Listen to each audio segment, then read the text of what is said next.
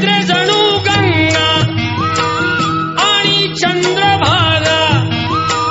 दिसे येथे सारी त्रैलोक्याची शोभा स्वर्गीय सुखाचा मिळे